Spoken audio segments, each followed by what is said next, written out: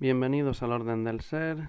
Vamos otra vez a comentar un libro muy interesante sobre el doctor Manuel Sansegarra, hablando de lo que él llama la supraconciencia. Bueno, ya es muy conocido en redes sociales, archiconocido. Yo lo conocí por una entrevista que le hicieron hace ya muchos años, no me acuerdo en qué canal era, y me sorprendió, me gustó mucho, contó su testimonio principal sobre experiencia cercana a la muerte, que curiosamente no comenta nada más que de pasada en el libro. Ya podéis ver la imagen del libro aquí, es el que he elegido como foto del audio. Y bueno, vamos a comentar el libro. Para los que no lo tengáis, pues yo creo que es bastante aconsejable, es interesante. Pero bueno, los que ya estamos habituados a lecturas sobre experiencias cercanas a la muerte, tampoco es que eh, vayamos a descubrir nada, ¿no? De hecho, a mí me ha sorprendido mucho, gratamente, el éxito que ha tenido este doctor, porque realmente no, para los que estábamos ya metidos en estos temas, no he visto que haya dicho nada nuevo. Supongo que es por su carisma, porque tiene una forma muy afable de transmitir las cosas, ¿verdad? Y yo creo que también sobre todo ha influido que profesionalmente, pues sí que el doctor Sansegarra es alguien con mucho más peso que otros que han hablado de estos temas en España. Eso yo creo que también ha sido clave, ¿no? Porque no es un doctor cualquiera. Ahora lo vamos a leer el currículum tal y como se presenta en el libro. Pero cuando eres un doctor muy renombrado y eres presidente del Colegio de Médicos de Barcelona, pues claro, eso ya no es un médico cualquiera. Y yo creo que eso es básicamente lo que más ha influido para el éxito que ha tenido. Porque justamente lo más novedoso que él aporta y que otros no han aportado es su insistencia en asociar los fenómenos de la experiencia cercana a la muerte con la física cuántica, y siento decir que ahí pues justo donde más patina quizás, ¿no? Porque la verdad es que me parecen, por ejemplo, críticas que se le han hecho, como la de Javier Santaolalla, que es el doctor en física, muy famoso también. Me parece que son críticas justas. Yo creo que él llega a hacer afirmaciones para los que solo tiene, digamos, intuiciones, posibilidades, ¿no? Él ve paralelismo y dice, bueno, pues esto puede ser, pero bueno, eso no queda nada probado ni mucho menos. A mí lo que me parece más interesante es los testimonios que él ha recogido de primera mano. Y justamente eso en el libro, pues la verdad es que no aparecen. El libro más bien trata su visión del asunto, y sí que recoge algunas experiencias cercanas a la muerte contadas por sus protagonistas, pero que realmente encajan en el esquema general. Son básicamente las mismas que ya recogía Raymond Moody.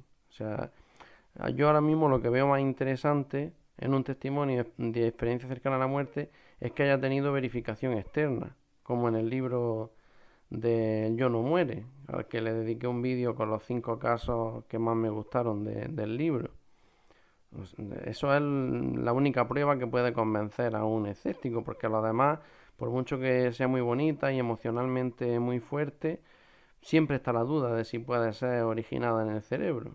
Y fue una alucinación, aunque es verdad que, como explica el doctor, no se parecen en nada a las alucinaciones habituales, en nada, ¿no? La experiencia cercana a la muerte. Pero aún así siempre queda la duda, siempre queda la duda. Pero cuando ya tiene verificación externa, no. Y el caso, que por eso es por lo que yo empecé a seguirlo, el caso que contó el doctor Manuel Sansegarra, de una enfermera de su hospital, que él la conocía más bien de vista, ¿no? Porque su hospital donde él trabajaba era un hospital muy grande, pero que una enfermera de su hospital llegase al hospital porque había tenido un accidente de tráfico inconsciente, y que luego, cuando se recuperó, él le preguntara pues si había, que cómo se había sentido, es decir, con mucha delicadeza, ¿no? Claro, cómo se había sentido, si había percibido algo durante su estancia en coma, inconsciente durante su operación. Y claro, y ella le contestó en seco, no quiero hablar del tema. Claro, él por experiencia explica, eso lo he visto yo en otros vídeos, él por experiencia explica que cuando alguien le contesta así es porque algo hay. Y efectivamente esperó unos días más, ¿no? Para que emocionalmente estuviera más estable y le volvió a preguntar con delicadeza, diciéndole que es que él está investigando el tema para darle confianza y al final ya se lo contó. Empezó diciéndole, no, no le cuento nada, que me va a tomar por loca. Pero al final le contó y lo interesante es que no solo vio la sala donde la estaban operando, quién eran los doctores con nombre y apellido, se los dijo porque ella, como los conocía, porque trabajaba en el hospital, se lo pudo decir. Pero claro, ella no podía saber quién exactamente intervino en su recuperación, porque hay muchísimos profesionales ahí. O sea, hay a lo mejor, si no cientos, seguro que muchas decenas, ¿no? Y entonces quedó muy sorprendido, pero ya lo más increíble fue que fue capaz de describirle todo lo que estaba pasando en los diferentes quirófanos, mucho más allá de su habitación, el tipo de operación, los doctores y enfermeros que estaban trabajando, y el doctor Sansegarra se tomó la molestia de coger y comprobarlo en el ordenador. Es decir, comprobar el registro de que efectivamente las operaciones fueron exactamente y muy específicas, ¿eh? O sea, esto ya es jerga médica que yo no me acuerdo bien, pero muy específica, ¿no? Un área muy específico de la garganta, no solo eh, cosas genéricas. Y eso sí que es evidencia objetiva, ¿no? De la realidad de la experiencia. Pero sin embargo, ya digo, el libro no insiste en eso, insiste más bien en encontrar, o en mejor dicho, en describir una cosmovisión en la que se asocia la experiencia cercana a la muerte con la física cuántica. Bueno, yo eso creo que ahí resbala mucho, pero en fin. De todas formas, el objetivo al final de esta serie de libros que hago, pues es que el que no sepa si comprar el libro o no, pues yo, a partir de mis comentarios, de el índice, el explicar más o menos qué es lo que trata el libro, pues que ya se decida, ¿no? Y yo en general, por supuesto que recomiendo a este hombre escucharlo y comprar el libro, la verdad. Bien, pues el título del libro, La supraconciencia existe, vida después de la vida, del doctor Manuel Sansegarra, prólogo del doctor Mario Alonso Puig y también hay otro prólogo de un periodista, Juan Carlos Cebrián, que también cuenta su propia experiencia, cómo conoció al doctor y una serie de cuestiones.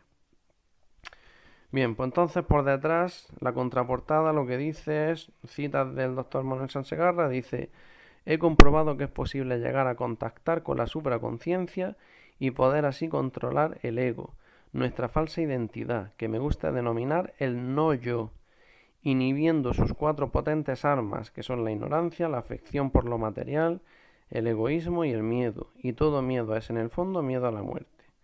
Dice también la contraportada, el doctor Manuel Sansegarra, prestigioso cirujano y pionero en la investigación de la supraconciencia, junto con el periodista y emprendedor Juan Carlos Cebrián, explora las experiencias cercanas a la muerte desde una perspectiva científica, a través de casos documentados y el estudio de la física cuántica.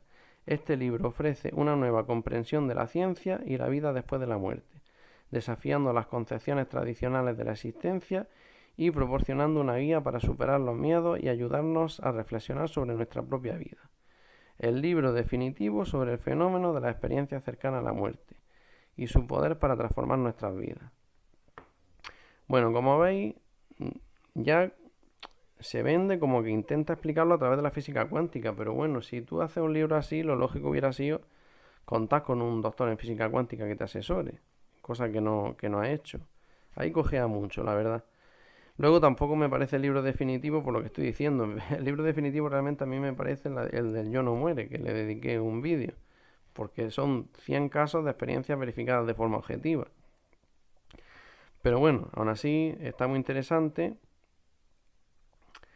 Y cuando dice he comprobado que es posible llegar a contactar con la supraconciencia es porque él explica que hizo un curso de meditación de 1500 horas y que a partir de esa práctica meditativa pues ha logrado, digamos, contactar con la supraconciencia, ¿no? Llegar a un estado de iluminación, de sentir el amor de Dios o del universo, de la supraconciencia, porque él va va usando distintas palabras como sinónimos, pero al final, cuando le pregunta, bueno, ¿y qué es la conclusión que extrae de eso? Y dice, pues que Dios es amor. Bueno, esa frase tal cual ya viene en la Biblia. O sea, a ver, no quiero hacer el chiste, ¿no? Pero 1500 horas de meditación que se podía, casi que se podía haber ahorrado, ¿no? Leyendo la Biblia, ¿no? Que ya lo dice, ¿no? No, es broma, ¿no? En fin, la experiencia supongo que merece la pena, pero bueno, yo no voy a hacer curso de 1500 horas de meditación para una cosa que los creyentes, los teístas ya lo tenemos claro y ya lo sabemos, ¿no? Que Dios es amor y que los mandamientos principales son amar a Dios y al prójimo.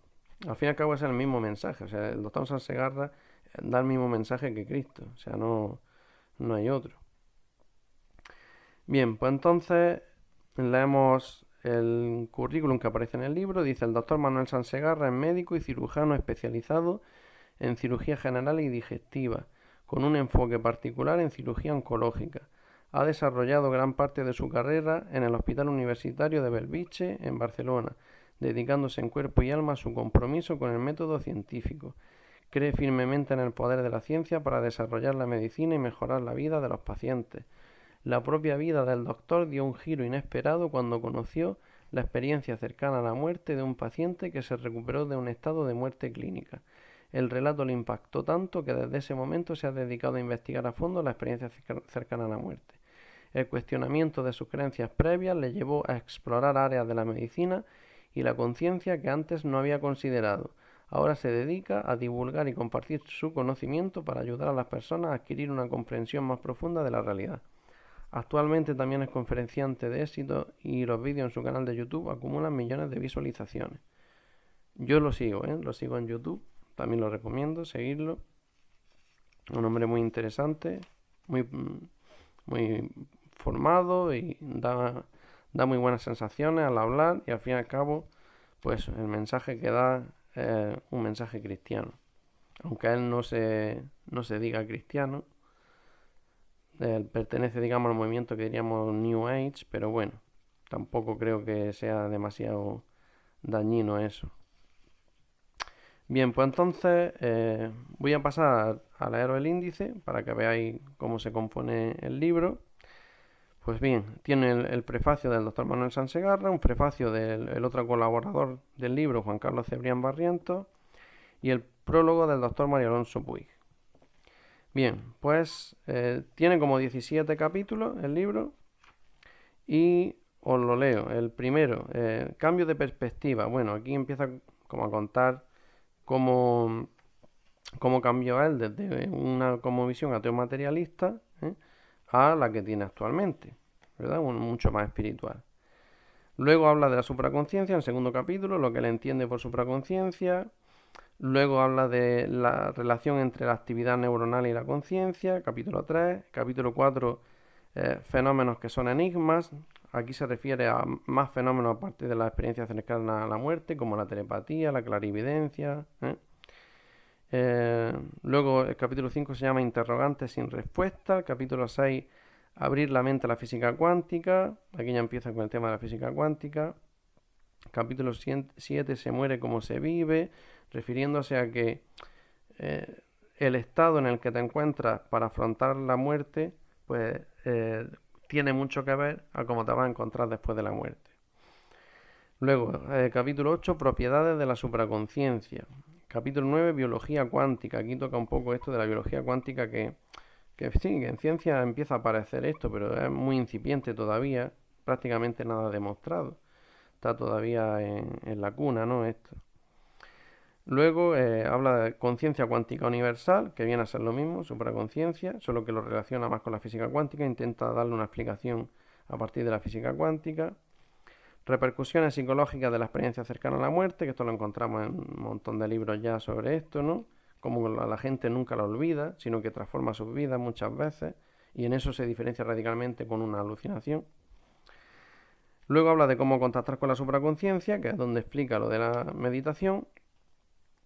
Capítulo 13, estudios científicos acerca de la experiencia cercana a la muerte. Bueno, aquí empieza, digamos, como a refutar que cualquier escéptico que intente mostrar que las experiencias cercanas a la muerte son meras alucinaciones por falta de oxígeno o por otras causas físicas, pues fallan totalmente. Y luego ya los últimos capítulos son del colaborador, ¿no? En cómo descubrir al doctor Manuel Sansegarra. Bueno, empieza a contar su historia el otro colaborador, el Juan Carlos Cebrián Barrientos, periodista, y cuenta algunas experiencias cercanas a la muerte, de una mujer que se llama Tessa Romero, otra de un empresario, Jesús Alonso Gallo, y otra de otro médico que se llama José Morales, que esa está en su canal, en la entrevista a José Morales, que son interesantes, todas son muy interesantes de leer, pero que realmente no es que aporten algo súper diferente a las que ya se han registrado en montones de libros, ¿no? Y luego, por último, el doctor Sansegarra expone sus conclusiones del libro, pero que claro, muchas conclusiones habría que demostrarlas. Y luego también pone un anexo de insistiendo una vez más en por qué las experiencias cercanas a la muerte no pueden ser alucinaciones. Pero yo echaba de menos en esos capítulos exponer experiencias cercanas a la muerte que muestren claramente que se han demostrado que de forma objetiva no son alucinaciones. Pero bueno, el que le interese eso, pues que se vaya. De hecho, tengo una lista, en el canal tengo una lista de vídeos sobre experiencias cercanas a la muerte. Entonces, que se vaya ahí, porque yo justamente siempre selecciono esas. Siempre selecciono experiencias cercanas a la muerte que se hayan verificado de forma externa, porque el paciente ha conseguido relatar algo que estaba absolutamente totalmente fuera de su alcance y que gente externa al fenómeno lo ha verificado.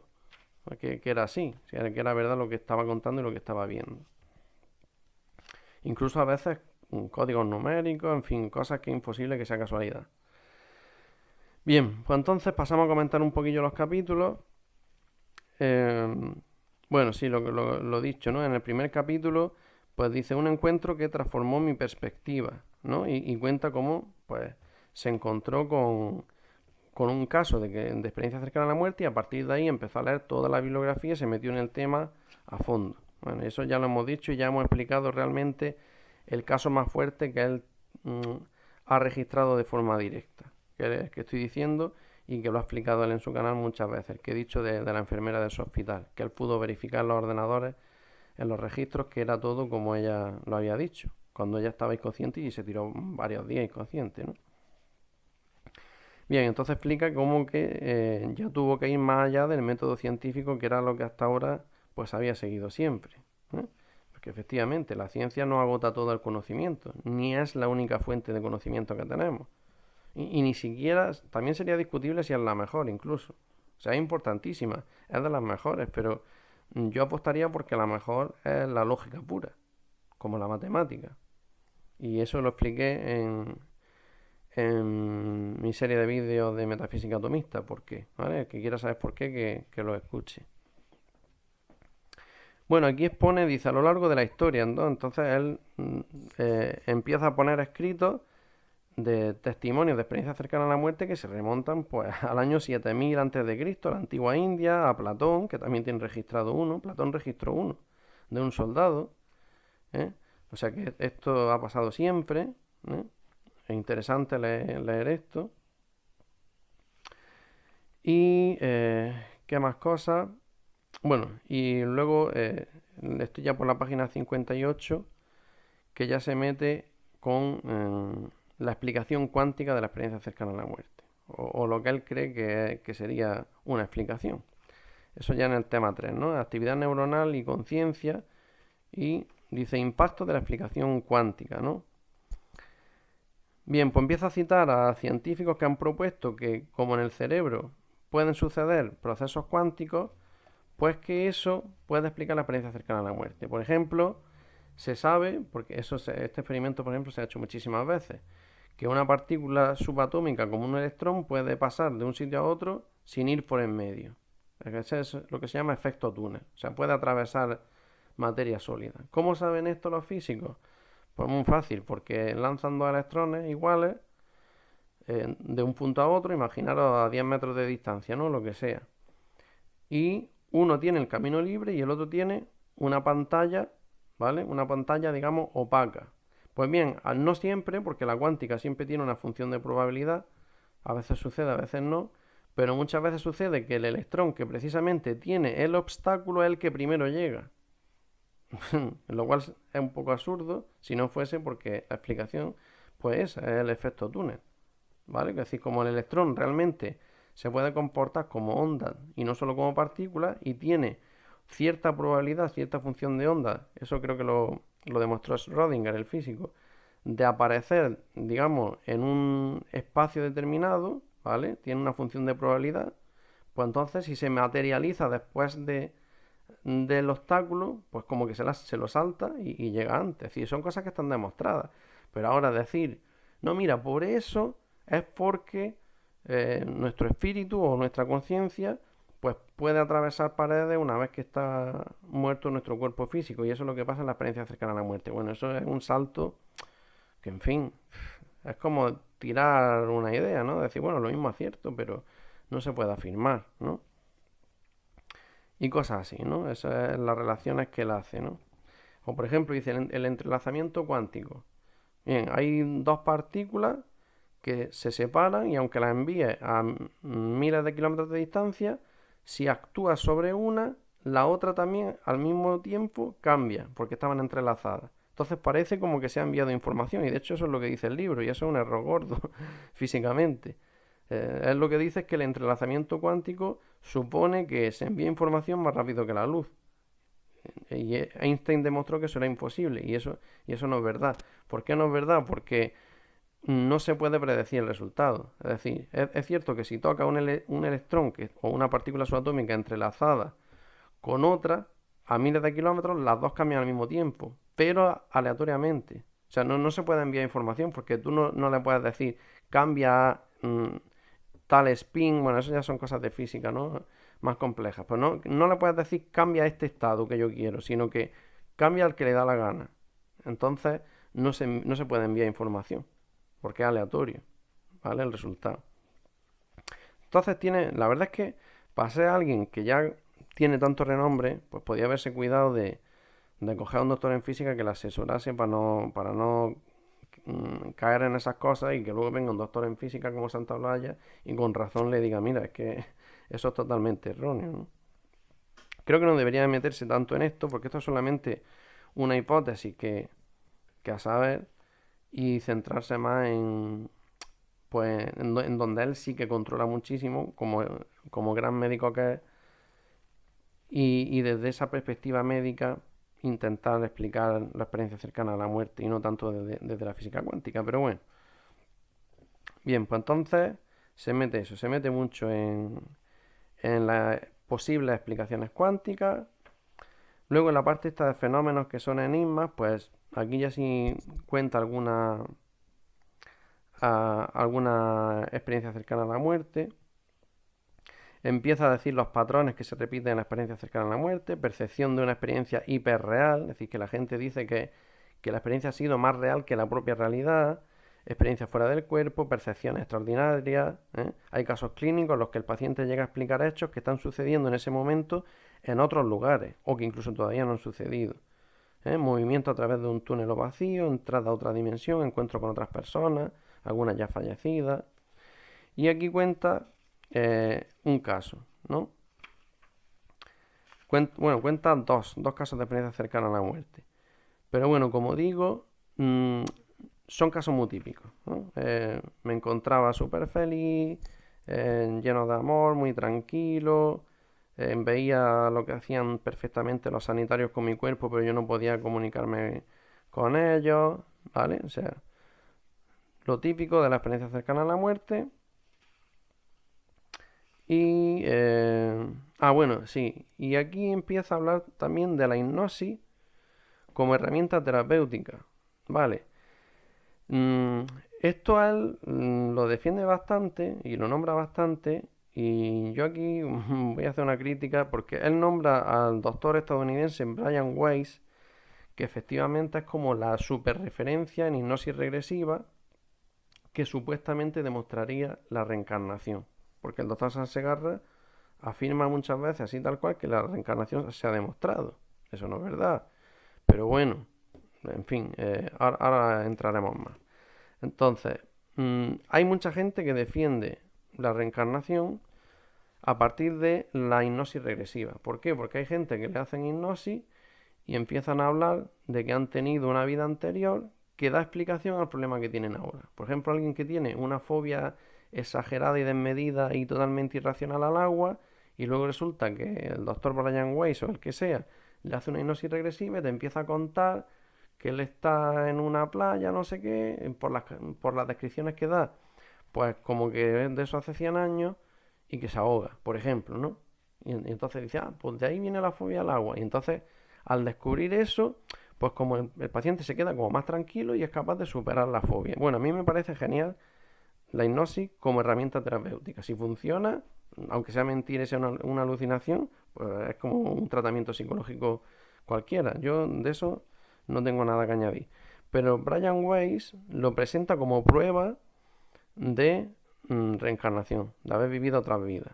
Bueno, yo leí en su día el libro de Brian Weiss a raíz de una discusión con otro defensor de la New Age que cuando yo le preguntaba cuál era su mejor prueba de eso me remitía a Brian Weiss y os aseguro que no es nada riguroso su libro.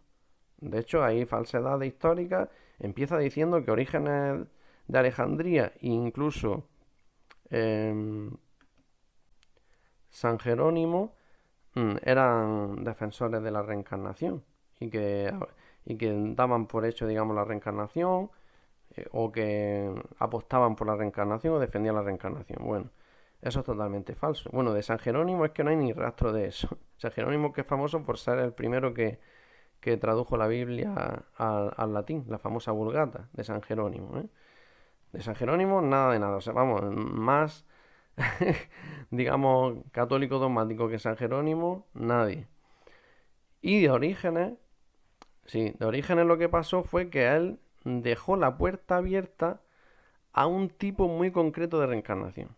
Entonces vamos a explicar por qué aquí, a ver, por qué la Iglesia Católica y el cristianismo en general, realmente, pero bueno, la Iglesia Católica en particular declaró que era un anatema, es decir, una herejía, eso de la reencarnación. ¿Por qué? Porque la cosmovisión de los que promueven la reencarnación o defienden la reencarnación, la que ha habido siempre y la que se toparon los padres de la Iglesia, es realmente aberrante. Es realmente aberrante. Es decir, es la idea de que tú cuando mueras te vas a reencarnar sí o sí, ¿vale? Y que además te puedes reencarnar en un perro, o en un gato, o en vete a saber qué cosa.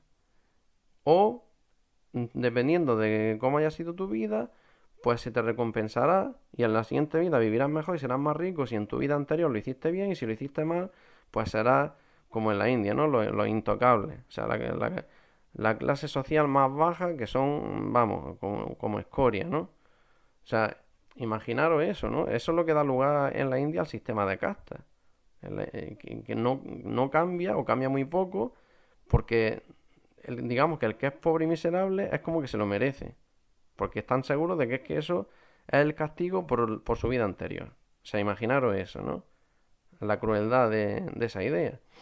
Entonces, o lo típico, ¿no? Hay gente que cree en la reencarnación en la India, por ejemplo, que a lo mejor pues ladra un perro y se cree que está reconociendo a su amigo que murió. No voy a matar a esta gallina porque vaya que sea mi abuela. O sea, son cosas tan absurdas y tan aberrantes que, claro, con razón los padres de la iglesia dijeron no, esto es anatema, o sea, esto no. ¿eh? Claro, ¿qué hubiera pasado si los padres de la iglesia se hubieran encontrado con lo que hoy se suele defender la New Age? Que no es nada de eso, normalmente no es nada de eso. Sino que incluso están de acuerdo con que después de la muerte hay un juicio, como dice el cristianismo, o sea que no lo ven incompatible, pero dicen, bueno, a lo mejor hay gente que se les da, digamos, una segunda oportunidad y reencarna, ¿no?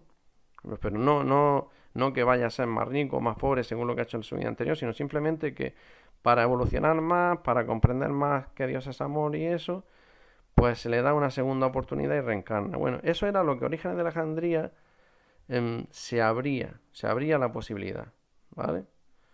Como diciendo, bueno, no sabemos si puede haber algún caso así. ¿Por qué? Porque en la Biblia hay versículos, por ejemplo, cuando le dice el Señor a los apóstoles, ¿qué dice la gente de mí? Y dicen, pues algunos dicen que eres la reencarnación de Elías.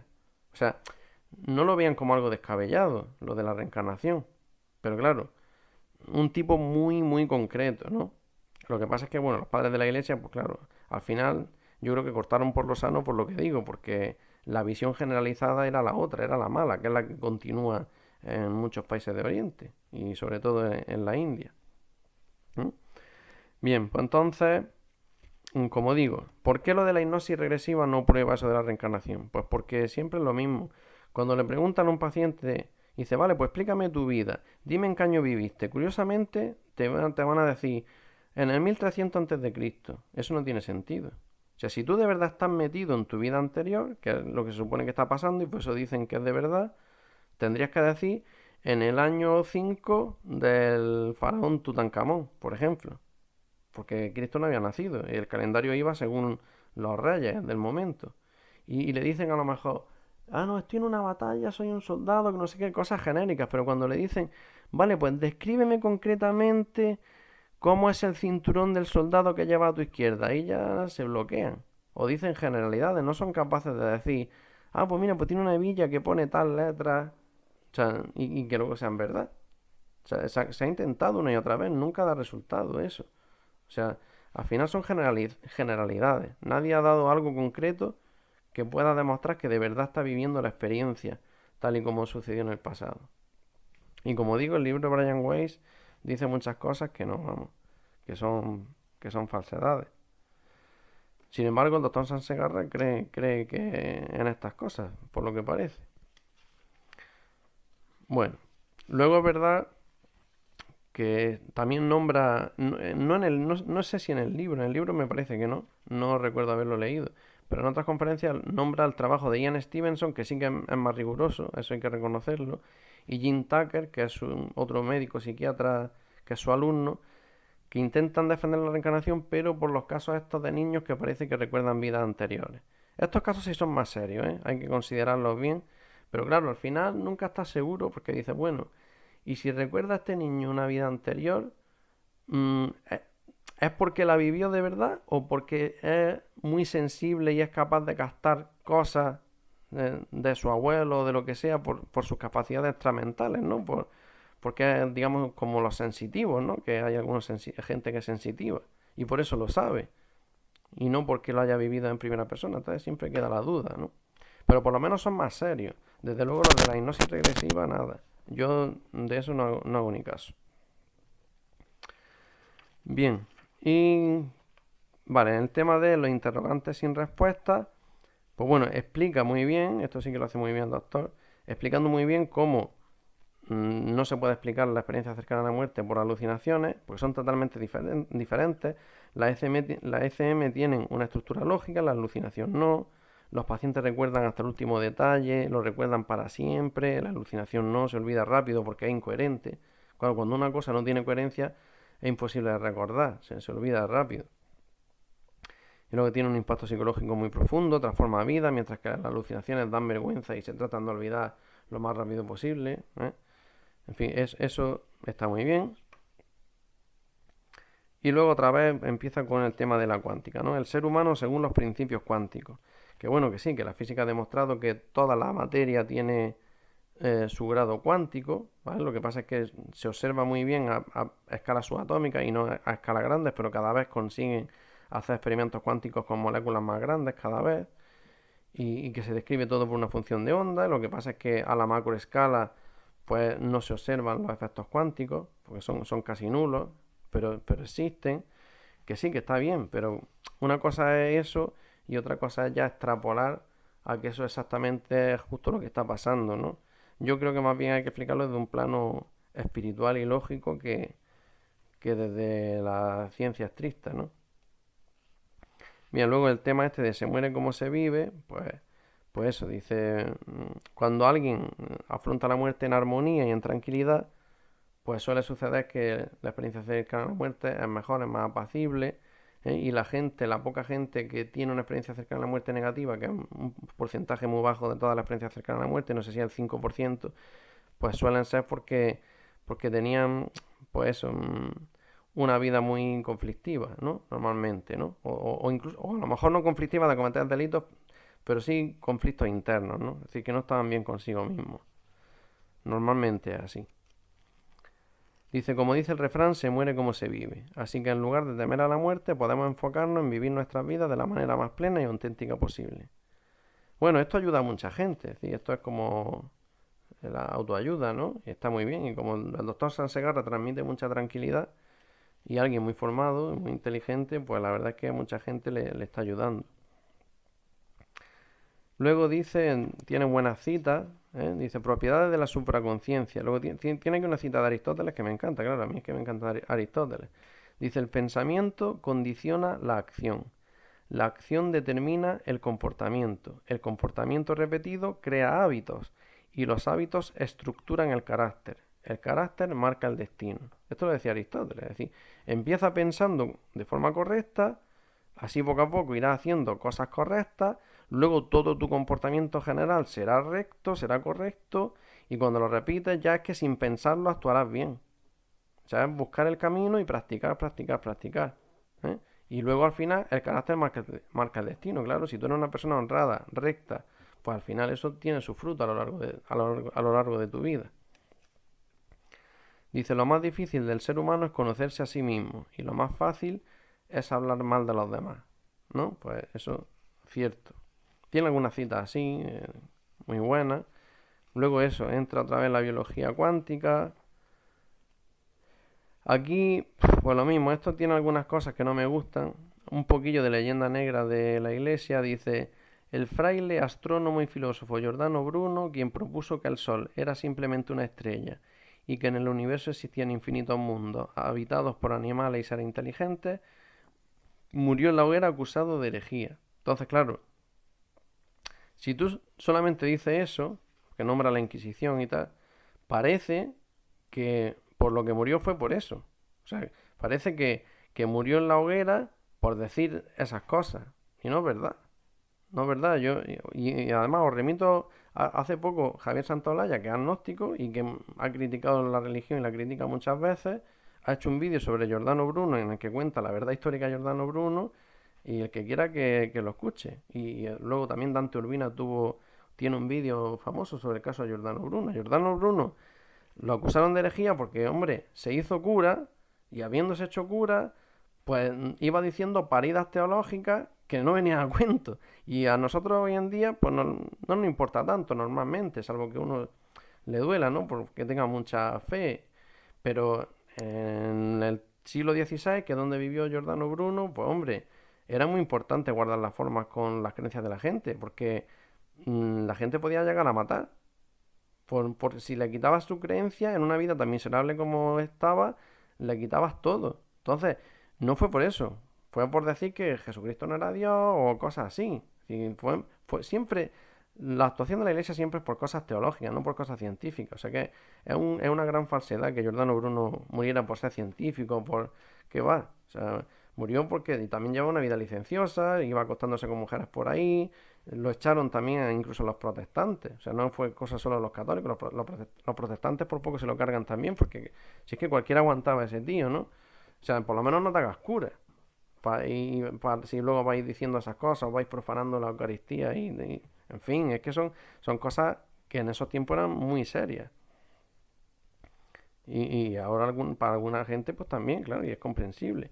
Luego, como no, nombra a Galileo, que ya se sabe lo de Galileo. O sea, Galileo se le dijo que si no podía demostrar su teoría, llevaba razón en la teoría heliocéntrica, era la correcta, pero no lo podía demostrar. Cuando se ha revisado los argumentos que él presentó, resultaba que eran argumentos erróneos. O sea, los otros llevaban razón en que no lo había demostrado. Entonces, le dijeron, sí, escribe los libros, no hay problema, ya lo hizo Copérnico, no pasa nada, pero di que es una hipótesis. No venga a decir que los teólogos somos tontos y que tenemos que cambiar nuestras explicaciones teológicas porque tú dices una cosa que no has podido demostrar, tan simple como eso. Y como no quiso retractarse, sino que insistió, además ofendiendo al Papa, que era su amigo, y de pronto, a pesar de ser su amigo y de que lo había defendido anteriormente, escribe un libro en el que lo deja como tonto por no digamos, establecer que ya se había demostrado eso y ya está, por no hacerle caso, pues claro, al final, hombre, pues lógicamente va a tener problemas. Pero con todo eso, el arresto domiciliario. Eso fue la única pena. Arresto domiciliario. Y estamos hablando del siglo XVI, XVII, ¿eh? Que la gente moría por menos de nada. O sea, si llegase alguien cualquiera, te coge el funcionario real de turno y te ejecuta, pero sin juicio, sin abogado y sin nada. O sea, así eran las cosas. Porque era Galileo y era súper famoso y tenía muchos contactos y amiguísimo de cardenales y gente muy importante, pues lo juzgó la Inquisición y tuvo su abogado defensor y sus cosas, y no nada. Por aquello entonces había lo que había. En fin, tiene esas cosillas también que hay que tener cuidado, pero bueno. Bien, pues entonces ya está. El libro luego acaba con relatos de experiencias cercanas a la muerte muy emocionantes, que son bonitos de leer, pero que no aportan algo nuevo a la bibliografía. Y están escritos más bien por el colaborador, por el llamado Juan Carlos Cebrián, periodista, yo no lo conocía. Y nada, bueno, yo aconsejo leerlo porque tiene cosas interesantes, lo mismo el hombre al final acierta y la física cuántica tiene más relación que la que se ha podido demostrar hasta ahora con esto de la experiencia cercana a la muerte. Pero también hay que coger con pinzas muchas cosas que dice, hay que tener también cuidado. Y nada, ya que cada uno evalúe y vea si le interesa comprarlo o no. Yo sí lo he comprado, porque además tiene valentía lo que está haciendo este hombre. Ahora ya le ha ido muy bien, pero él cuando empezó tenía mucho miedo. De hecho, se cayó muchos años y no dijo nada hasta que se jubiló, porque tenía miedo de que en el trabajo tuviese problemas por contar estas cosas, ¿no? Entonces hace muy bien, porque al fin y al cabo es alguien que está en guerra contra el materialismo y contra el ateísmo, que es lo que estamos ahora. Porque es lo que, por lo menos en España, en Europa, es lo que nos está comiendo. Y si acaso también el Islam, pero sobre todo el ateísmo. Entonces, pues creo que son gente que aporta en positivo. Y nada, si os ha gustado, como siempre, darle like, comentar, suscribiros y compartir el podcast. Muchas gracias por escuchar y un abrazo.